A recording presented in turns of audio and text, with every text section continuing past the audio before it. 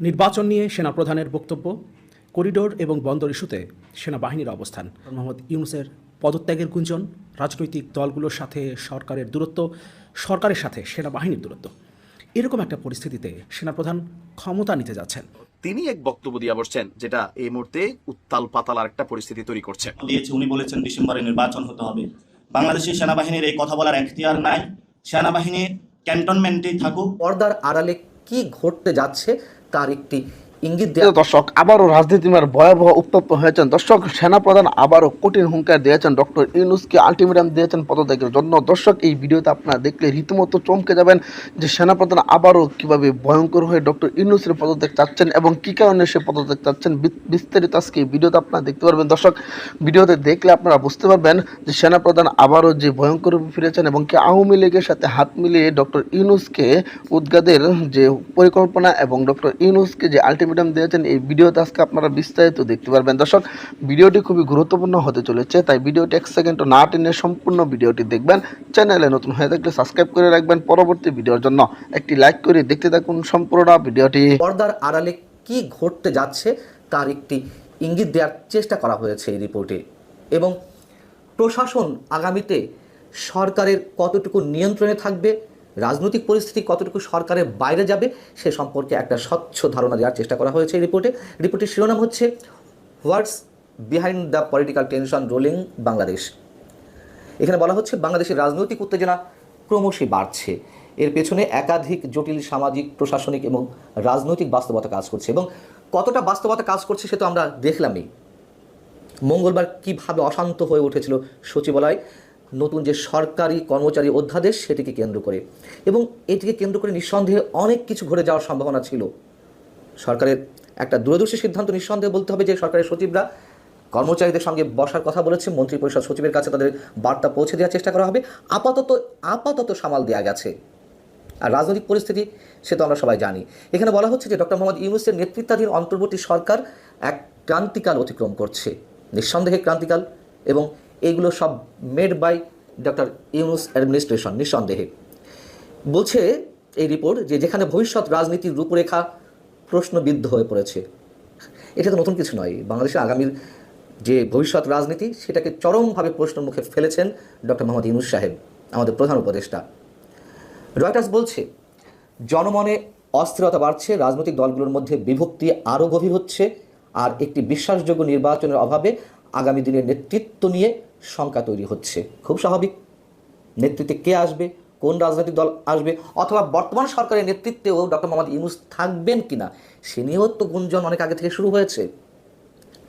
একেবারে আনবায়াসড একটা রিপোর্ট করেছে রয়টার্স, এবং এই যে একটা চরম অস্থিরতার চারিদিকে, সেই পিণ্ডি বুদর ঘাড়ে চাপানোর যে চেষ্টা করা হচ্ছে, সব কিছু দায় আওয়ামী লীগের উপর চাপানোর চেষ্টা করা হচ্ছে, সেটি আবার এখানে বলা হচ্ছে যে প্রধান উপদেষ্টা প্রেস সচিবের বরাত দিয়ে প্রেস সচিব শফিকুল আলম জানিয়েছেন, আওয়ামী লীগের নিষেধাজ্ঞার ফলে সরকারকে অস্থিতিশীল করার প্রচেষ্টা শুরু হওয়ার পর যুদ্ধের মতো পরিস্থিতি থেকে বেরিয়ে আসার জন্য সবার প্রতি আহ্বান জানিয়েছেন প্রধান উপদেষ্টা ডক্টর মোহাম্মদ ইউনূস।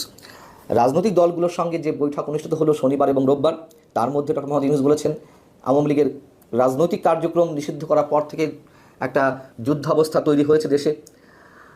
ডক্টর মোহাম্মদ ইউনূস একজন সম্মানীয় মানুষ, নিঃসন্দেহে আমরা এখনও পর্যন্ত সম্মান করতে চাই, কিন্তু তিনি এই যে ক্রমান্বয়ে এক এক কথা এক এক সময় এক এক ধরনের রংচং দিয়ে বলার চেষ্টা করেন, বিশেষ করে যুদ্ধাবস্থার কথা কতবার বললেন আপনারা বলুন তো, খেয়াল করে দেখুন কত জায়গায় তিনি এই কথাটি বলেছেন। 29 দিয়েছে উনি বলেছেন ডিসেম্বরে নির্বাচন হতে হবে। বাংলাদেশের সেনাবাহিনীর এই কথা বলার এখতিয়ার নাই। সেনাবাহিনী ক্যান্টনমেন্টেই থাকুক। মিলিটারিকে পলিটিক্স থেকে সেপারেশন করতে হবে। আর্মি, পুলিশ, বিজিবি, র্যাব যারা গণহত্যা অংশগ্রহণ করেছিল, বাহিনীর বিভিন্ন ব্যক্তিবর্গ, তাদেরকে আপনাদের যদি সেই বিচারালয় থাকে, আপনাদের যদি কোড অফ কন্ডাক্ট থাকে নিজস্ব বাহিনী, সেখানে বিচারের আপনারা মুখোমুখি করেন। আর যদি আপনারা না করতে পারেন, আপনারা তাদেরকে সিভিল কোর্টে সোপর্দ করুন। আর যদি সিভিল কোর্টও আপনারা সোপর্দ না করতে পারেন, তাহলে জনতার আদালতে ভবিষ্যতে তাদের বাংলাদেশে বিচার হবে। গত 15 বছরে আমাদের বিভিন্ন যে ফোর্সেসগুলো রয়েছে, আর্মি, বিজিবি, পুলিশ, অনেক বাহিনী দ্বারা হিউম্যান রাইটস ভায়োলেশন হয়েছিল। আমরা ইন্টারিম গভর্নমেন্টকে আহ্বান জানাবো জাতীয় নাগরিক পার্টির পক্ষ থেকে, আর্মি, পুলিশ, বিজিবি, র্যাব যারা গণহত্যা অংশগ্রহণ করেছিল, বাহিনীর বিভিন্ন ব্যক্তিবর্গ, তাদেরকে আপনাদের যদি সেই বিচারালয় থাকে, আপনাদের যদি কোড অফ কন্ডাক্ট থাকে নিজস্ব বাহিনী, সেখানে বিচারের আপনারা মুখোমুখি করেন। আর যদি আপনারা না করতে পারেন, আপনারা তাদেরকে সিভিল কোর্টে সোপর্দ করুন। আর যদি সিভিল কোর্টও আপনারা সোপর্দ না করতে পারেন, তাহলে জনতার আদালতে ভবিষ্যতে তাদের বাংলাদেশে বিচার হবে। আমরা তাদেরকে আহ্বান জানাবো। আমরা ইতিমধ্যেই দেখেছি আমাদের বাংলাদেশের সেনাবাহিনী পলিটিক্সের মধ্যে নতুন করে একটি বয়ান জন্ম দিয়েছে। উনি বলেছেন ডিসেম্বরে নির্বাচন হতে হবে। বাংলাদেশের সেনাবাহিনীর এই কথা বলার এখতিয়ার নাই।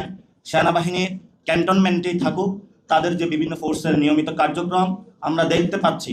বিএসএফ বাংলাদেশে পুশিং করছে, আমরা দেখতে পাচ্ছি বিভিন্ন দেশের অপারেটিভগুলো অ্যাক্টিভ রয়েছে, সেগুলো তারা নিয়ন্ত্রণ না করে বাংলাদেশের জনসাধারণকে তারা আয়নাঘরে রেখেছিল, গুম করেছিল, খুন করেছিল। সেগুলো বিচার প্রক্রিয়ায় না গিয়ে যখন আমরা একটি সংস্কার প্রক্রিয়ার মধ্য দিয়ে একটি নতুন বাংলাদেশ বিনির্মাণের পথযাত্রা শুরু করেছিলাম, সেটা বাধাগ্রস্ত সৃষ্টি করার জন্য বিভিন্ন বক্তব্য দিয়ে যাচ্ছে।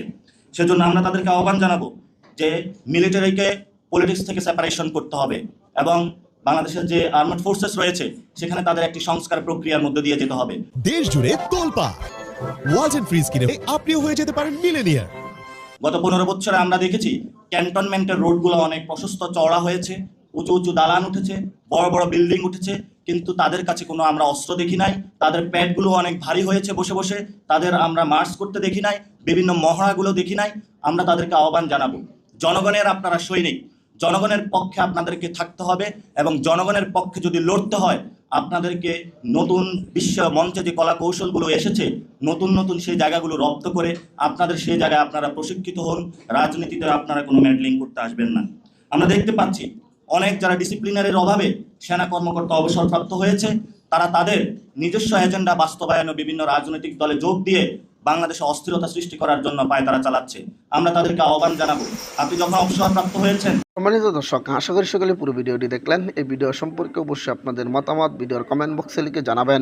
দর্শক, ইতিমধ্যে কিন্তু আপনারা অবগত আছেন, কিছুদিন আগে সেনাপ্রধান এবং ডক্টর ইউনূসের ভিতরে ভয়াবহ দ্বন্দ্ব শুরু হয়েছিল এবং সেনাপ্রধান চেয়েছিল ডক্টর ইউনূস পদত্যাগ করে এবং সাবেক প্রধানমন্ত্রী শেখ হাসিনাকে বাংলাদেশে ফিরিয়ে আনার জন্য। দর্শক, এই সমস্যা আবারও নতুন করে শুরু হয়েছে। দর্শক, ইতিমধ্যে কিন্তু সেনাপ্রধান ডক্টর ইউনূসকে হুমকি দিয়েছেন এবং তাকে পদত্যাগ করতে বলেছেন। দর্শক, সমন্বয়করা এবং সকল উপদেষ্টাদেরকে যে বার্তা দিয়েছেন এবং যে হুমকি দিয়েছেন, ইতিমধ্যে কিন্তু সোশ্যাল মিডিয়ায় তোলপাড় সৃষ্টি করে দিয়েছেন। দর্শক, এই ভিডিওর মাধ্যমে কিন্তু আপনারাও দেখতে পেরেছেন যে সেনাপ্রধান ওয়াকারুজ্জামান ডক্টর ইউনূসের উপর যেভাবে হুমকি দিয়েছেন এবং আওয়ামী লীগকে আবারও বাংলাদেশে ফিরিয়ে আনছেন। দর্শক, এই ভিডিওর মাধ্যমে কিন্তু আপনারা দেখেছেন যে সেনাপ্রধান ওয়াকারুজ্জামানের সাথে কিছুদিন আগে যে দ্বন্দ্ব হয়েছিল, সেই দ্বন্দ্ব আবারও ভয়ঙ্কর রূপে শুরু হয়েছে। দর্শক, এই ভিডিওর মাধ্যমে আপনারা বিস্তারিত তথ্য দেখতে পেরেছেন।